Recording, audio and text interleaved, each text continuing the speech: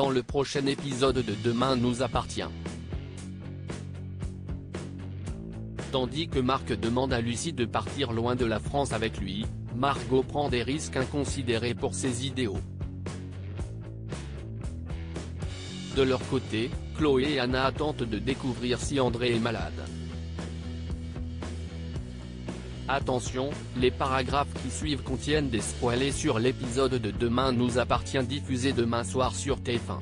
Si vous ne voulez rien savoir, passez votre chemin. Vendredi 25 janvier dans Demain nous appartient. Marc demande à Lucie de fuir la France avec Louis après avoir roulé longtemps et passé la nuit dans la voiture. Marc Véry révèle à Lucie qu'il compte voler un autre véhicule afin de ne pas se faire repérer et partir avec elle à Veracruz, après avoir rejoint Le Havre.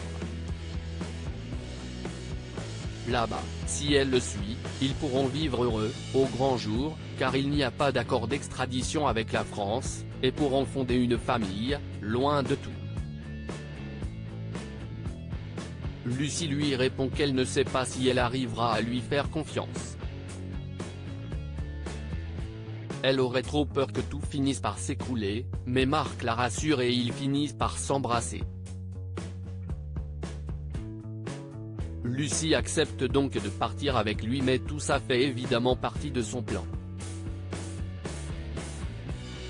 Car alors qu'ils se mettent en route, elle arrive à se saisir de l'arme de Marc qu'elle pointe directement sur lui. Marc lui avoue alors qu'il avait évidemment pensé à l'éventualité qu'elle se retourne contre lui mais reste persuadé qu'elle a dû hésiter à vraiment le suivre. Lucie menace de lui tirer dessus mais Véry lui dit qu'elle va le laisser partir et s'éloigne d'elle. Et Lucie reste là, incapable de lui tirer dessus, et le regarde partir en pleurs. En fin de journée, au volant de la voiture volée par Marc au commissariat, elle retrouve Martin et Karim à un barrage mis en place par la police et leur raconte ce qui s'est passé.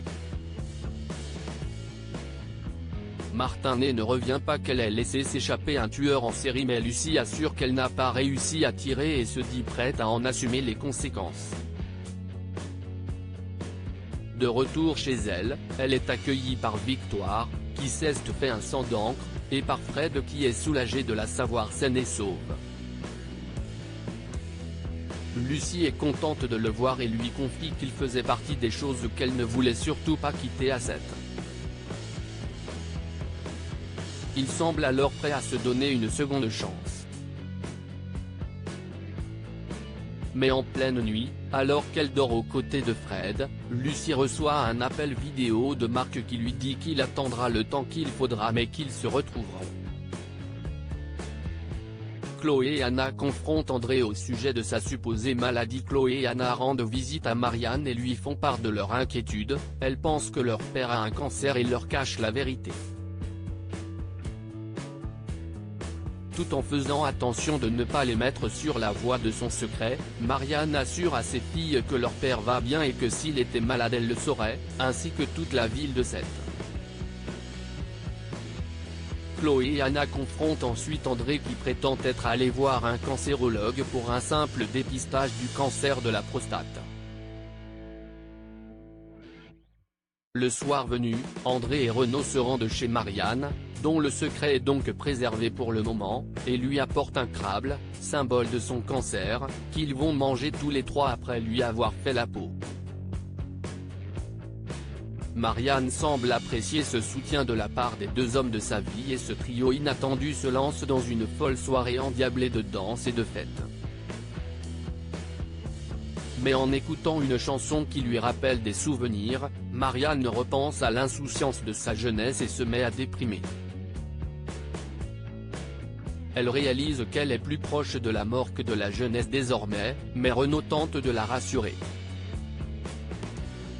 Sa tumeur est petite et elle a encore beaucoup de belles choses à vivre.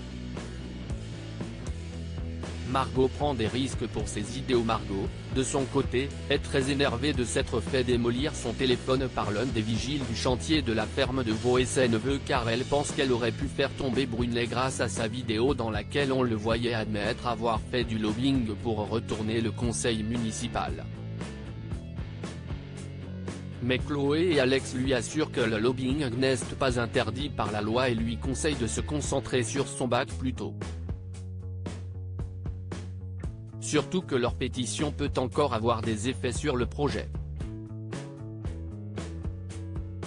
Mais Margot refuse visiblement de lâcher ses idéaux puisque, dans la soirée, elle se rend sur le terrain de la ferme avec un bidon d'essence et met le feu à une partie du chantier et des équipements.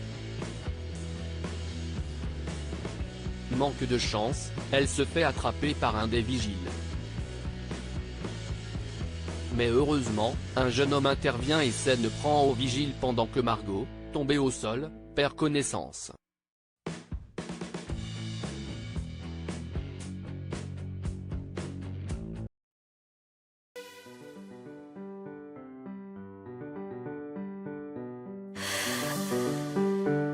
The man I love just had a heart